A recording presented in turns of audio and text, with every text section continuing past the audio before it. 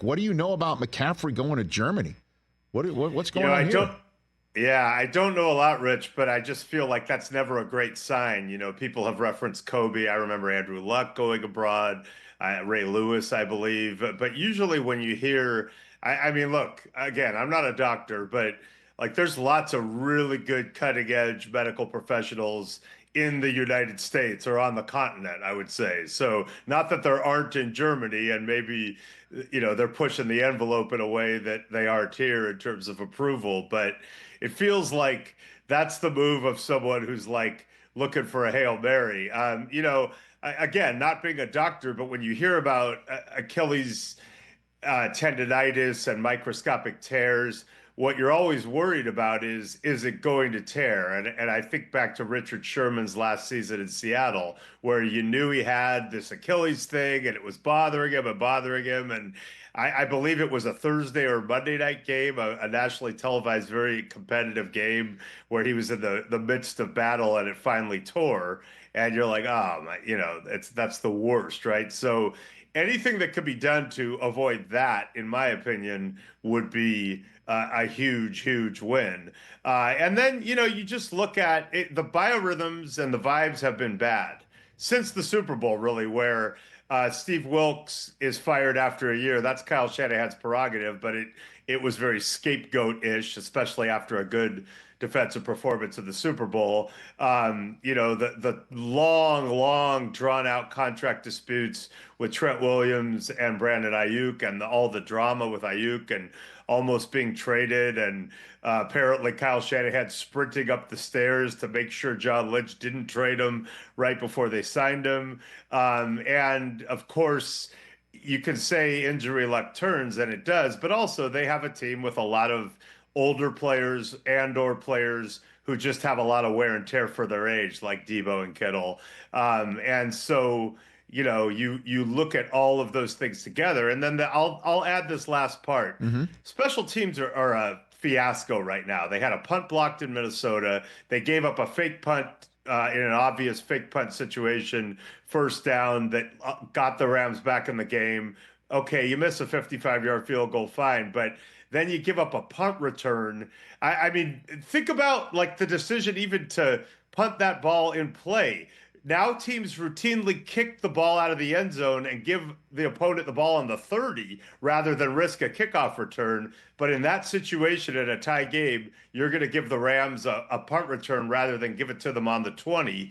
And that just set up Matthew Stafford for another deep ball, which they've been susceptible to. And it's really hard to get three defensive penalties on the same play, but the 49ers pulled that off too, setting up the game-winning field goal. So, I mean, and the punt return was by a kid who's never touched a ball before in the NFL. I mean, and wound up with a game ball for it. I mean, in Xavier Smith, you can't make that stuff up. So, I mean, Wow. so do you say a Niner fan should be heading for the Golden Gate Bridge, or what?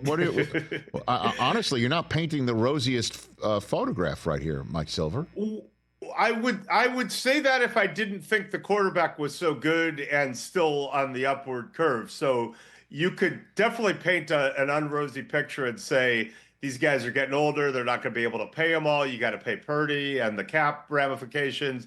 But then you go, well, you've got a generational schemer and play caller in Kyle Shanahan, which of course is what my book, The Why Is Everything, is largely about. And he's got his guy now. Like for all the things he did with Matt Ryan that year in Atlanta, I mean, potentially these two together for years and years could be, mind-bogglingly good.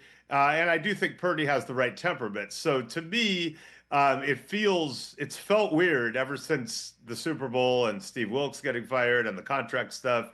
Of course, the Ricky Pearsall, I don't want to lump that in. He could really help though right now, but it's really a blessing that he, is able to be okay. He was Yes. shot through the chest. It's crazy, but that's your first round draft pick. I mean, there's just been a lot of things that have, gone not great for them. But if Brock Purdy plays like he played Sunday and Kyle keeps scheming it up, I feel like they could stay in it.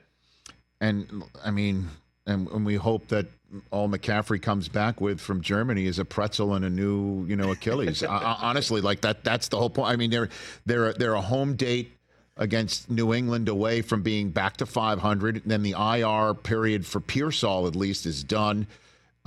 Kittle's expected back this week. What about Deebo and your sense of McCaffrey before I let you go, Mike? Yeah, I feel it seems to me like Deebo is going to be at least another week. And, these muscle strains, you want to err on the side of not rushing it. McCaffrey, I just think is tricky. I know how he is wired. I know him well.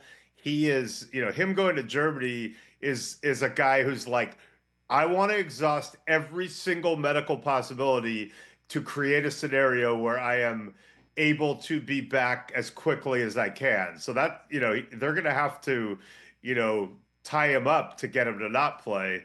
Without knowing all the medical specifics, I feel like I wouldn't give up on McCaffrey playing. Again, my concern is not whether he could play. My concern is if he plays, are you looking at a potential Achilles tear? But at some point, life's a risk and people do what they do. And I just know that kid, and he's very intellectually smart, despite the fact that he went to the second greatest academic institution in the greater Bay Area. He's a really smart kid, but he's also, crazy. Like, he's one of the most ultra competitive humans around. As Kyle Shanahan has said, he acts like a walk-on, like a practice squad guy, a guy who is just trying somehow to show you he belongs and justify his existence every day, and yet he's one of the most talented people in the league. So I wouldn't count him out. I just am going to be holding my breath every time he touches the ball. Catch the Rich Eisen Show every single day on the Roku Channel, 12 to 3 Eastern, for free.